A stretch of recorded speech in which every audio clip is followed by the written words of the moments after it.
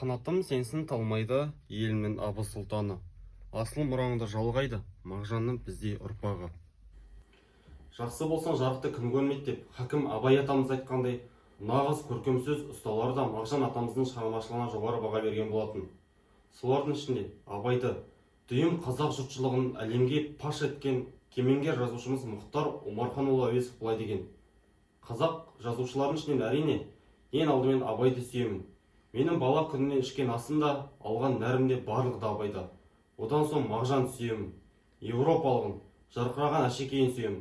Бүгінгі күннен ертеңгі күнге анық қалуға жарайтын сөз Мағжанның сөзі.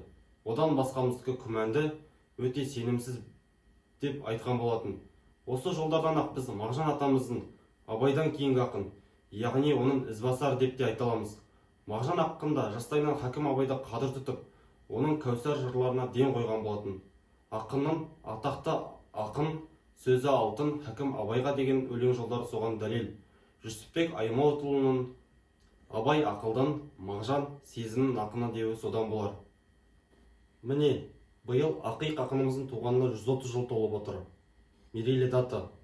Жалпы біз Мағжанды ақын деп қана қарап қоймай, сонымен қатар аса ірі қоғам қайраткері, Алашорда қозғалысының белді мүшесі деп тани аламыз. Мағжан атамызды араласқан қоғамы сайдың іріктеліп жиналған тасындай, сен тұр, мен атайын деген нағыз кіл мықтылар еді. Мағжан атамызда алаш ардақтыларының бойынан өзіне үлгі-өнеге сіңіріп, өзде алаш жолында аянбай қызмет еткен болатын. 1918 жылы ең алаш абақты қағам алғанында сағындым атты өлеңінде бұлай дейді: не көрсем де алаш үшін көргенім, маған атақ ұлтым үшін өлгенім. Мен өлсем де алаш өлмес көркейер, істей берсін қолдарынан келгенін. Шынында да Мағжан атамыз өз заманында қолынан келгені барлығын істеді.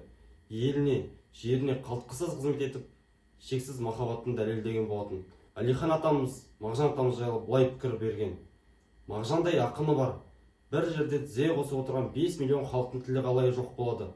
Шынында да сондай дүрбелең заманда, ел басына күн туған сәтте, қиын қыстау кезде, мектепке оқулық ретінде 1922 жылы педагогика атты кітап жазған болатын. Өте құнды мұра. Бүгінде Мағжан атамыздың жалынды, жігерлі, рухты жырлары жастар арасында кеңінен насихатталып, былайша айтқанда ұранға айналды десек те болады. Мағжан атамызда әлеуметтік тұрмысты, мектептің хал ахуалын көтеру мақсатында көптеген қызметтер атқарған болатын. Мұғалімдер семинариясына басшылық қызметте жүре тұра былай деген: қазақтың тағдыры келешекте ел болуда мектебінің қандай негізде құрылуына барып тірелмек. Мектебімізді таза, берік һәм өз жанымызға, қазақ жанына үйлесетін негізде құра білсек, келешегіміз үшін таянбай қасиеттесе болады. Мағжан атамыздың өлмес, өшпес мол мұрасы келешегімізде біздің шамшырағымыз болып, үнемі жанып қала бермек.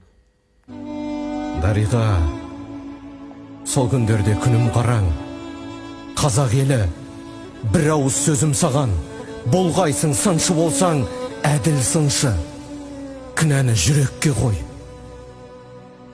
қойма маған.